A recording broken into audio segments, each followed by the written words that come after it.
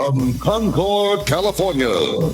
Allow yourself to be seduced, enchanted, dazzled, and entranced by all red everything herself, Eva Marie. Eva Marie is the third person in 2 days to be suspended by the WWE for a wellness policy violation. You are tearing down our division because you absolutely suck at wrestling. Women's wrestling in WWE has without a doubt seen a renaissance period thanks in large part to the emergence of the women's revolution. In 2013, however, the division was still in its dark ages, riddled with terrible matches and cringy storylines. I wish you died in the womb! And one of the byproducts of this largely forgettable time was Eva Marie, a woman with so much go-away heat, many consider her as one of the worst wrestlers to have ever stepped foot in the squared circle. So what exactly happened? How can someone so bad at every aspect of pro wrestling end up almost becoming the women's champion at one point in her career? It's insane to think that this almost happened, but for us to really understand how, let's go back to when she was first discovered by WWE. In February of 2013, WWE held an unaired final season of the Diva Search, a reality-based talent competition that produced some notable names like Maryse, Eve Torres, and Michelle McCool. Eva Marie, who happened to be in LA where the competition was being held at the time, saw this as an opportunity to perform as an athlete and travel the world while doing so. She had previously wanted to become a professional soccer player but failed to make it due to a quote-unquote lack of self-confidence. Eva would end up winning the Diva Search and earn herself a 4-week tryout at the Performance Center. Around this time, the company had just announced a new reality show on the E! Network called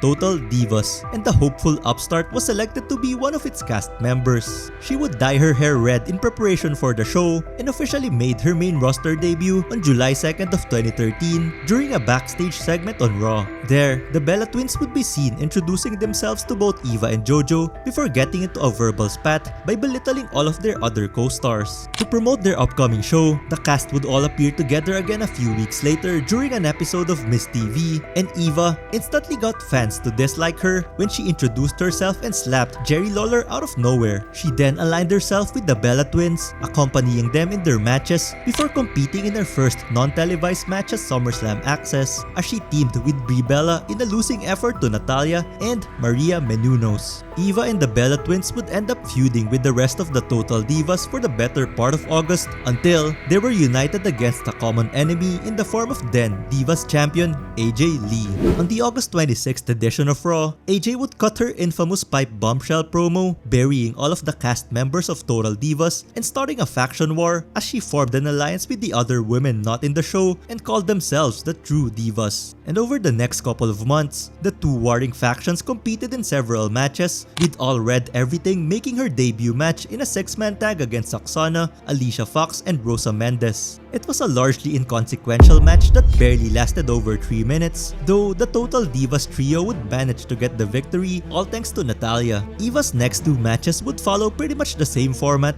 with the upstart being heavily protected as she mostly stood in the corner while the veterans carried the action. At Survivor Series, the two factions finally collided in a huge 7-on-7 elimination match, but unfortunately for Eva, her time would be brief as she was the second woman eliminated from her team. After her team defeated the True Divas at the pay-per-view, and again in a rematch the following night on Raw, Eva would suddenly find herself being featured less in weekly programming, only competing in 2 more multi-man matches to cap off the year. And after a 2-month absence on the main roster, she returned on the March 4th, 2014 episode of SmackDown, tagging with Natalya to beat AJ Lee and Tamina in yet another random match. At WrestleMania 30, Eva would take part in a losing effort in Vicky Guerrero's Divas Title Invitational, a 14-woman single fall match that ultimately served as a piss break match after Brock vs. Taker. Fast forward to a month later, and Eva would begin feuding with a new addition to the Total Divas cast in Summer Rae. The two had previously begun to develop a friendship over on the show and were even in talks about teaming together. However, Summer got frustrated at just how little Eva had improved in the ring, and rightfully so, thus ending their short-lived partnership. Things would only escalate on the May 23rd episode of SmackDown SmackDown when Summer, who was the special guest referee, screwed Eva on her tag team match by doing a fast count as she was getting pinned. This all culminated with the upstart competing in her first singles match against her rival the following week, a lackluster bout which saw Eva stealing a victory after Summer got distracted by her ex-lover, Fandango. With the success of Total Divas and the show wrapping up its second season, Eva would start getting featured more consistently in the main roster as she was pitted against AJ Lee in 2 consecutive non-title matches, both of which ending with the champ making her tap out. Then, on the July 18th episode of Raw, she officially turned heel after taking part in a fake match set up by Stephanie McMahon in order to beat up her rival sister, Nikki Bella. She also got involved in a 4-on-1 handicap match against Nikki the following week on Raw, with McMahon's goons destroying the helpless twin in about 30 seconds. A few weeks later, Eva would score the biggest victory of her career when she pinned the Divas champion clean thanks to a distraction from Paige. She would then follow this up with yet another upset win on SmackDown that same week, as Paige again interfered in their match and incited a brawl outside, leading to AJ getting counted out. To hype up the season 3 premiere of Total Divas in early September, the cast members and Layla were pitted against each other in 6-man tag team action that ended in a no-contest brawl. Then, on the September 29th edition of Raw, Eva and Cameron would team up and lose to Brie Bella in a handicap squash match, with a disinterested crowd chanting the names of the commentary team. Shouldn't be yelling at commentators when the match. This ended up being Eva's last match in the main roster for quite some time, as the Total Divas star would suffer an injury which was later revealed to be a rupture in her breast implants. She would be taken off weekly programming for several months, only making one random cameo in Summer Race match in March of 2015 before disappearing altogether again to focus on training with Brian Kendrick. It would take roughly 8 months before we'd see All Red Everything again on WWE, making her NXT debut on June 3rd of 2015. There, she would try and cut a face promo but got savagely turned down by a hostile Full Sail crowd. I'll wait. Weeks later, we'd see Eva Marie in William Regal's office asking for a match to prove herself. The NXT GM was hesitant at first, but eventually granted her the opportunity after seeing progress with her training. And so, on the July 22nd edition of NXT, Eva wrestled her first match back since 2014, facing another newcomer in Cassie, aka Peyton Royce. Although she won the match and even looked somewhat better than in her previous outings, many were still not sold on her as an in-ring performer. However, this didn't stop the Total Diva star from making a name for herself, as she would slowly build a winning streak in the weeks that followed. Surprisingly, Eva would even get a title shot not so long after, and she would face the champion Bayley in the main event of the November 25th episode of NXT. And while failing to capture the gold, the match ended up being her best one yet, so much so that it even got some praise from wrestling media sites. Unfortunately, this was more of an exception rather than the rule for Eva Marie, as we'll see later on. Nearly 2 months after her title match, Eva would try her luck again and participate in the #1 contendership battle royal, and almost won the whole thing after she eliminated Asuka of all people. However, she made the grave mistake of celebrating too soon, thinking that she had eliminated everybody, only to be thrown out by Carmella, who became the actual winner.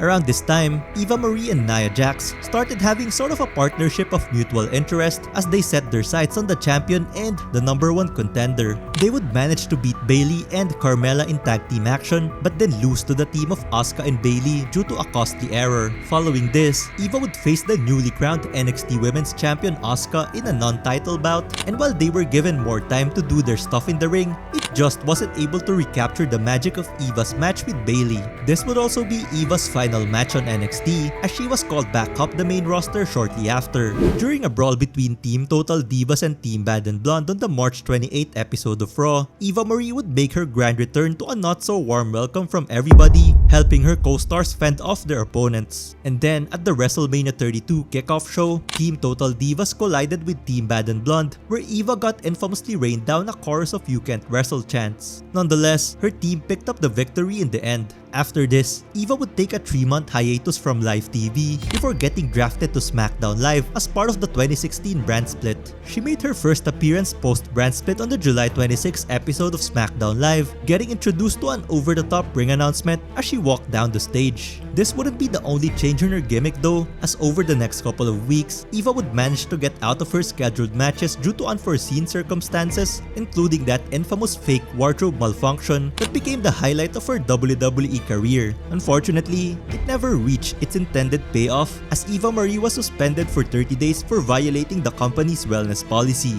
She later disclosed the reason behind this, saying that it was due to her failing to submit all of the medical paperwork needed on time for the use of a drug called Adderall. This ended up costing Eva her career, as she was later canned from Total Divas and was ultimately released from the company in August of 2017. Shortly after her release though, an insider report came out saying that she was supposedly in line to become the first SmackDown Women's Champion, with the belt having side plates matching her name when it was first ordered.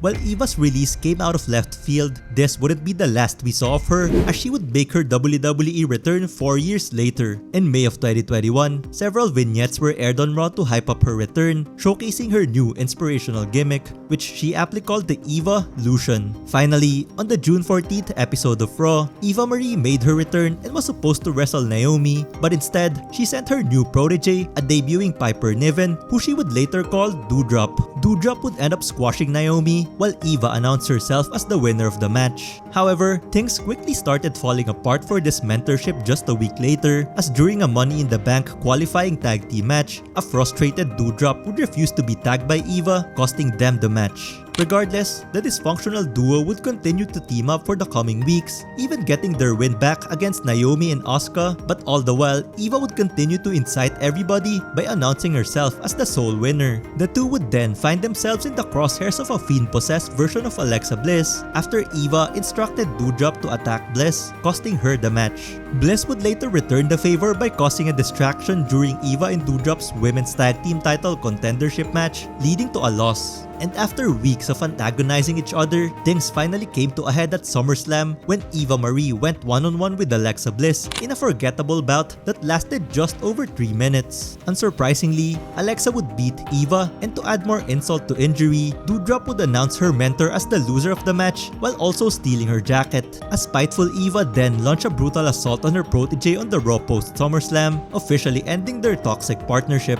The following week on Raw, the two were scheduled to face each other in singles action. However, Doudrop would attack Eva before the bell rang, rendering her unable to compete.